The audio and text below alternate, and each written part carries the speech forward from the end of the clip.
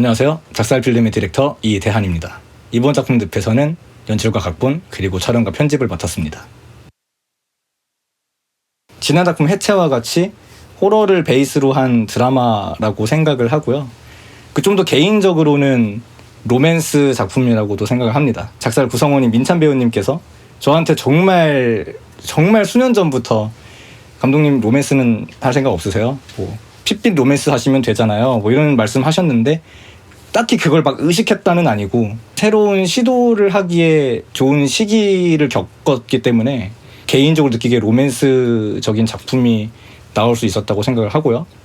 이야기 구성적으로는 두 부부의 이야기 그리고 사랑과 집착의 이야기. 근데 이렇게 말하니까 무슨 막장 드라마 같은데 그런 영화는 아니고 아무튼 정말 오랜만에 모여서 작업한 작살필름의 4번째 영화고 저희가 1년에 한 번씩 영화를 드랍을 하고 있지만 해체가 후반 작업이 워낙 길었어가지고 실제 촬영을 거의 2년 만에 촬영을 했어요. 가볍게라도 한번 또 우리끼리 모여서 호흡 맞춰보자. 그런 취지가 있는 작품이었습니다. 해체의 시나리오를 쓰고 나서 다음번에는 좀 더 이런 외부적인 상황이나 이런 걸 없애고 일상적인 데에서 더 공감할 수 있는 그런 관계에 대해서 좀 더 깊이 있는 얘기를 해보고 싶다라는 생각이 있어서 그걸 차기작으로 쓰고 싶었는데 제가 주연으로 생각하던 희준 배우님께서 다리를 다치셨어요. 촬영을 하기 어렵게 됐죠. 근데 그때 제가 막연하게 생각했던 다음 작품은 일명 계단을 오르는 남자라고 제가 설명을 드렸었어요. 근데 다리를 다쳤는데 어떻게 계단을 올라가겠어요. 그래서 무기한 연기 거의 버리는 기획이 되었다가 작년에 개인적으로 어떤 이벤트들이 좀 많이 있었습니다. 그런 관계에 대한 거 그리고 뭔가 이런 정신적인 그런 이슈 이런 거에 대한 그 주변과 개인적인 이야기들이 있어서 거기에 이제 살이 더해졌죠. 그래서 이 두 명의 인물을 어떻게 설정할 것인가 거기에 많은 경험 같은 거를 넣어서 시나리오를 쓰게 됐고 결과적으로는 계단 오르는 영화라는 그 초기의 이 로그라인과는 꽤나 많은 살이 더해진 영화가 돼서 제가 시나리오를 써왔을 때 희준 배우님께서 특히 엄청난 당황을 하셨던 걸로 기억을 해요. 그런가요? 네. 오디션을 진행하기 전까지 작성이 안 되어 있었습니다. 그냥 어떤 이야기를 하겠다. 이 주인공이 어떤 주인공이고 어떤 식으로 이야기가 전개된다라는 것만 나열을 해놓고 디테일한 상황이나 대사 같은 거는 제가 만들어 놓지 않은 상황이었어요. 왜냐하면은 개인적으로 희준 배우님과 호흡을 맞출 상대 이제 그 아내 역을 맡는 그 배우의 역이 상당히 큰 작품이기 때문에 개인적으로는 그 분의 이미지를 보고 내가 작품에 더 반영을 하고 투영을 하고 싶다라는 것도 있었죠. 그래서 오디션을 진행을 먼저 하게 됐는데 근데 이차 배우님은 그 유력 후보가 아니셨어요. 근데 역시 프로필이나 연기 영상으로 보는 거랑 실제로 현장에서의 에너지를 보고 그 사람을 보고는 굉장히 큰 차이잖아요. 이차 배우님 딱 들어오시는 모습 보고 온갖 갑자기 나도 모르는 기대를 나도 모르는 사이에 하고 있었고 하시는 그 연기의 스타일 준비하신 내용 그걸 보고 굉장히 사실 그 감명이 깊었어요. 에너지를 쏟아내시고 약간 소강된 상태로 제가 질문하는 거에 답을 하시는데 그 모습이 사실 결정적이었어요. 진짜로. 그거 보고 제가 원하는 거라고 말씀드리고 망설이지 않았던 것 같아요. 확신이 있었죠. 전작 해체에서 하영이 가지고 있는 그 이야기랑 어떻게 보면 좀 유사한 부분이 있는데요. 살아는 있지만 속은 이제 죽어 있는. 그러니까 우리 같은 그냥 보통 사람들이 아무한테나 자기 얘기를 꺼내고 싶어하는 사람은 많지 않다고 생각을 해요. 진짜로 뭔가 심각한 일이 있거나 힘든 일이 있거나 그럴 때 오히려 어디 말할 데도 없고 의지할 데도 없고 스스로 그냥 안에 갖고 있다가 가라앉는 그런 인물이라고 생각을 했고 어느 정도의 그런 데미지를 입었는지 어느 정도의 시간을 가졌는지 정확히 현재에는 어떻게 됐고 앞으로 어떻게 될 것인지 작중 내에서 다루는 타임라인이 그렇게 길지가 않거든요. 그 안에서 어떻게 묘사할지를 생각을 많이 했던 것 같아요. 쓰면서도 좀 개인적으로는 좀 무섭고 좀 힘들기도 했었어요. 정상적인 환경에 놓여 있는 사람이 아니기 때문에 우리 모두 다 그렇게 될 수 있다고 생각을 해요. 우리가 야망을 가지고 있고 열망을 가지고 있고 왜 살아야 되고 무엇을 하면서 이뤄나가고 싶고 근데 그것을 한순간에 잃게 된다면 그런 상황에서 무너지지 않는 사람은 저는 없다고 생각이 들고 그걸 극복하는 사람들은 정말 엄청나게 강한 사람이겠죠. 근데 보통의 사람들처럼 그런 내 의지와 달리 찾아오는 불행을 견뎌내지 못해서 그 시간이 흐름에 따라서 무너지고 내가 생각하는 사랑, 내가 의지하는 사람에게 의지하고 그것이 병적으로 변질되고 자존감이 떨어지고 의심을 하고 망상을 하고 그런 병적인 단계로 발현이 된 인물인데 이런 인물 같은 경우도 이제 주변에 또 그런 비슷한 이슈를 겪고 있는 사람들이 있기 때문에 그런 사람들을 대했던 경험이 개인적으로는 각본을 쓰고 캐릭터를 만드는데 굉장히 많은 도움이 됐던 것 같아요. 거기서 출발을 해서 디테일을 조금씩 만들어 가고 그 이채 배우님의 이미지와 이 캐릭터를 표현할 때 사람으로서 느껴지는 부분들 그런 것도 어느 정도 반영을 좀 하려고 노력을 했던 것 같아요. 저 특히 뮤직비디오를 연출하거나 할 때는 이제 여성분들이랑 여성 배우분들과 작업을 하는 일들이 적지는 않은데요. 영화에서는 뭔가 좀 더 내러티브 서사 위주로 가다 보니까 제가 기본적으로 남자로 태어났고 남자로서의 삶을 살고 있기 때문에 남자로서의 그 주인공 설정하고 그 이야기를 많이 만드는 편이에요. 근데 이번 작품 같은 경우에는 그 두 분의 그게 주거니 받거니 하는 이 비중이 부부인 만큼 작중에서도 거의 1대1의 느낌이란 말이죠. 그렇기 때문에 결국에는 여성의 이야기를 쓸 수밖에 없었고 여성의 이야기 그리고 아내의 이야기 결정적으로 여기서 이런 병적인 모습이 발현되는 것을 제가 써낼 때 이것은 사실 남편 쪽에서 발생되는 거라 여성 쪽에서 발생되는 것이 실제 통계적으로도 의학적으로도 굉장히 많이 다르다는 사실을 알아냈어요. 가정폭력을 가하는 사람들은 남성분들이 많습니다. 근데 반대로 이번 영화에서 다루는 느낌으로 뭔가 남편이 외도를 한다 또는 뭔가 그런 느낌의 그게 막 상상이 되고 그런다 망상이 된다 그런 경우는 여성분들이 통계적으로도 의학적으로도 더 일반적으로 있는 사례였기 때문에 물론 꼭 영화는 다큐멘터리가 아니기 때문에 있는 사례로만 가지고 접근을 할 필요는 없지만 저한테도 그게 익숙했고 보는 관객들한테도 더 친숙하다고 생각을 해서 그렇게 작성을 하게 된 것 같습니다. 글이 나온 상태로 그것을 100% 그대로 배우님들께 이거대로만 해야 된다 이 대사로만 쳐야 된다라고 한 적은 정말 한 번도 없었던 것 같아요. 오히려 리허설을 한 번도? 없었죠. 그때 뭐 어미 하나 희준 배우님 그러니까 아시잖아요. 그 뭔가 이거는 꼭 이거대로 해야 돼요라는 거 있는데 그게 뭐였죠? 잘가.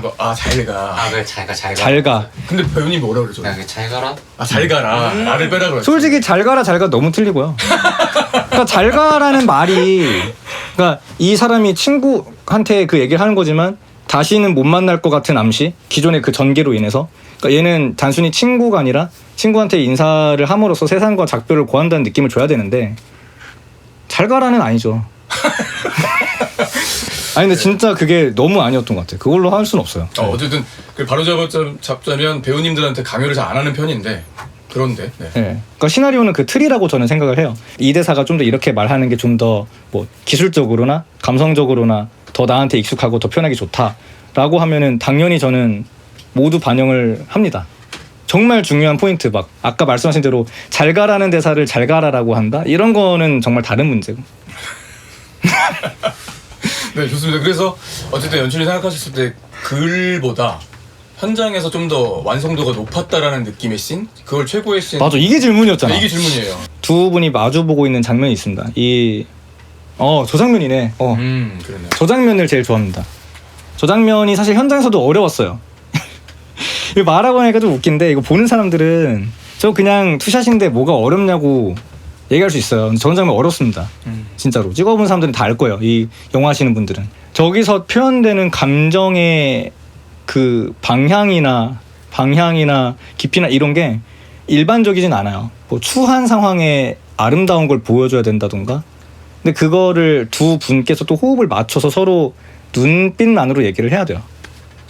그러면 갑자기 궁금해지는 게 저 장면은 솔직히 저희들이 시놉시스 읽을 때도 저 씬이 정말 키 씬이다라고 얘기를 많이 했잖아요. 그랬어요? 한마디로 기대를 하고 있는 상황에서 좋은 씬이 탄생했는데 가장 기대가 없었는데 생각보다 이 장면이 너무 잘 나왔는데 라고 하는 장면도 궁금하네요.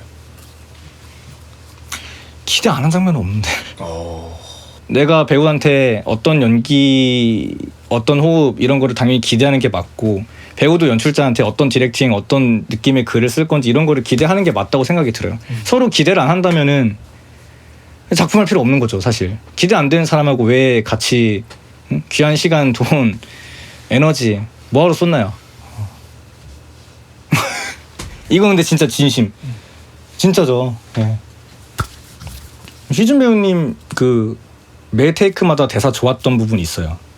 남편이 아내한테 내가 너한테 못 해준 게 뭔데 이러냐, 내가 뭘 잘못했냐 하는 장면이 있는데 그때 희준 배우님이 매 테이크마다 눈빛이나 모든 그 감정이 좋았고 리허설 때는 사실 우리끼리 국민 남편이라고 했어요. 민찬 배우님께서 막 희준 배우님께서 말투가 너무 상냥하고 부드러워서 얘 완전 국민 남편이다 이런 식으로 농담을 하셨는데 차갑게 가고 까칠하게 가셔야 된다. 이 인물은 지금 이런 것 때문에 이렇게 된 상태다.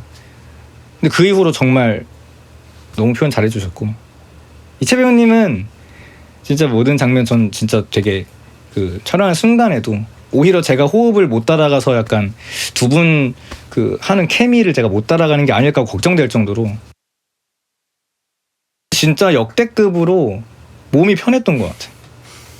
일단 촬영을 보통 저희가 거의 하루에 다 해요. 해체만 유일하게 러닝타임이 40분 가까이 되니까 이틀 찍었는데 근데 이번에는 촬영하고 나서 시간도 여유로웠고 근데 개인적으로 느꼈던 거는 편한 환경이 재미없는 것 같아요. 저는 진짜 너무 크게 느꼈어요. 그러니까 재고사 걸작 해체뿐 아니라 제가 이제 하는 작업들이 예산이 크지 않은 작업들이 많기 때문에 진짜 몸을 갈아서 한다고 하는 게 맞는 것 같아요. 항상 촬영 나갈 때 제가 전투와 전투복 입는 거 보면 아실 겁니다. 제가 직접 다 하기 때문에. 근데 이번에 편하게 하니까 전 개인적으로 느낀 게 영화 편하게 하고 싶지 않다. 더 고생하고 사실 더 열심히 하는 환경이 좋은 것 같아요. 그게 더 뭔가 소중한 것 같고 더 추억이 많고 작품 자체도 고생한 티들이 다 난다고 생각을 해요. 사람들이 볼 때도 그게 진심이 느껴지는 작품이라고 저는 생각을 하기 때문에. 맞아요. 사실 그걸 여쭤보고 싶었었어요. 아, 그래요? 그게 떠올랐고 어떤 이유인지는 모르겠는데 어색한 거예요. 그쵸? 우리 몸이 깔끔하고 네. 그러니까 시간도 남고 이러니까 물론 그게 잘못됐다라는 건 아닌데 안 겪어본 느낌이어서 여태까지 너무 어색했어. 그래서 되게 어색하고 이래서 이게 나만 느끼는 건지 우리 팀 자체가 느끼는 건지가 궁금했고 우리 수장이니까 수장도 느끼는 게 있을 거 아니에요. 돌아보면은 저 굉장히 절실히 느끼고 있었어요. 진짜로. 그래서 그게 이제 한번 좀 제일 궁금했던 것 같고 실질적으로 우리들이 어떻게 생각하고 있는지 그리고 그거를 총체적으로 이끌고 있는 감독님이 어떻게 생각하는지를 문득 생각나서 물어봤어요. 그래서 결과적으로 다음 작품은 저는 나름 늪은 곡선의 작품이라고 나름 생각을 해요. 보시는 분들이 판단하시는 거지만 제 이제 만든 입장에서는 전보다 그래도 순화가 되고 부드러운 분이 어떤 고개를 숙이는데요? 규탁 배우님 지금 화면 밖에 그죠? 여기 규탁 네. 배우님 계시는데 네. 제가 지금 다음 작품을 나름 염두에 두고 있는 게 있죠. 근데 자세히 말씀드릴 수는 없지만 되게 직선적이고 폭력적이고 개고생 스태프들과 배우들이 개고생하는 영화가 될 겁니다. 그 한 가지 여쭤보고 싶은 게 네. 배우들인가요? 배우 한 명의 고생인 건가요? 단편에서 그런 뭐 예산적인 것도 있고 뭐 여러 가지가 있겠지만 세 분이 동시에 딱 등장해서 엄청난 케미스트리를 보여주는 걸 시도를 아직 못했단 말이에요. 저희가 항상 징징댔죠, 맞죠? 아 근데 징징된 게 아니라 사실 제가 항상 제일 아쉬워요. 맞아요. 진짜로. 우리들도 어. 그래요. 그래서 그런 뎁스랑 케미스트리를 딱 보여주기 위해서 사람들이 봤을 때 그래 진짜 뭔가 작살 필름의 정수다라고 느끼는 거를 하고 싶거든요. 저희 이제 벌써 1년에 한 번씩 드랍하면서 지금 이제 4년째고 깊이 있고 더 열심히 하고 더 보완된 걸 하고 싶고 더 멋있는 걸 하고 싶어요. 작가주의 독립 영화를 하면서 제일 중요한 거는 개성 캐릭터 그 지조라고 생각을 하거든요. 길을 잃거나 하지 않고 어떻게든 항상 최선의 선택으로 제가 뚝심 있게 밀고 가야 된다고 생각을 해요. 같이 해주시는 분들이 계시고 제가 또 선장이 길을 잃으면 어떡하겠습니까? 예. 늪이라는 작품은 기존에 저희 쇼케이스에 오셨거나 영화제에서 우리 작품을 보셨던 분들은 예전에 저거 만들었던 애들이네 라는 게 어느 정도 코어적인 게 보일 수는 있어도 스타일이나 장르적으로 뭔가 새롭고 얘네 이런 것도 할 수 있구나라는 게 있는 지점을 볼 수 있는 작품이라고 생각을 해요. 사실 우리가 여태까지 작품을 출품하면서 각 작품마다 그 소비자들의 차이가 좀 있었어요. 근데 개인적으로는 우리가 다가가지 못했던 환경, 더 새로운 도전 같은 거를 하고 싶기 때문에 이번에는 좀 더 우리가 환대받지 못했던 아시아나 그리고 우리는 한국 사람이잖아요. 대한민국에서 특히 상영의 기회가 많이 없었기 때문에 이 영화가 사실 한국에서 뭐 초청을 받는 일이 많아진다면 정말 너무 기쁠 것 같고 그것이 사실 우리의 앞으로의 방향에도 적지 않은 영향을 미치게 될 것 같아요. 우리가 같이 영화를 하는 영화인으로서 어느 시장에 더 집중을 할지, 어떤 방향으로 갈지. 오랜만에 돌아왔습니다. 사실 1년에 한 번씩 드랍하니까 많은 분들한테 뭐 오랜만이라고 느끼지 않겠지만 저희가 아무튼 2년 만에 같이 모여서 촬영을 했기 때문에 되게 오랜만에 새로운 걸로 찾아온다는 느낌이 들고요. 아무쪼록 많은 분들이 공감하시고 아니다. 사실 공감은 많이 안 하셨으면 좋겠어요. 제가 작년에 인스타그램에 글을 쓸 때도 제가 구상하고 있는 다음 작품에 대해서 사회 구성원들이 많이 공감을 한다면 사실 그만큼 사회가 많이 병들어 있는 것일 것이다. 내가 이거를 만들면서 그거를 확인해보고 싶은 걸지도 모르겠다. 그러니까 내 안에 죽은 줄 알았던 염세적인 것들이 요즘 많이 다시 되살아났거든요. 여러 가지 일들로 인해서. 그래서 이거에 공감을 많이 하시는 분들이 많이 생기기보다는 그냥 영화적 경험으로서 잘 즐겨주셨으면 좋겠고 그리고 다들 무엇보다 건강했으면 좋겠어요. 거기서 출발된 이야기이기 때문에 건강해야지 우리가 원하는 삶도 살 수 있습니다. 날이 갈수록 그 건강에 대한 걸 엄청나게 체감하는 것 같아요. 다들 건강하셨으면 좋겠습니다. 작살.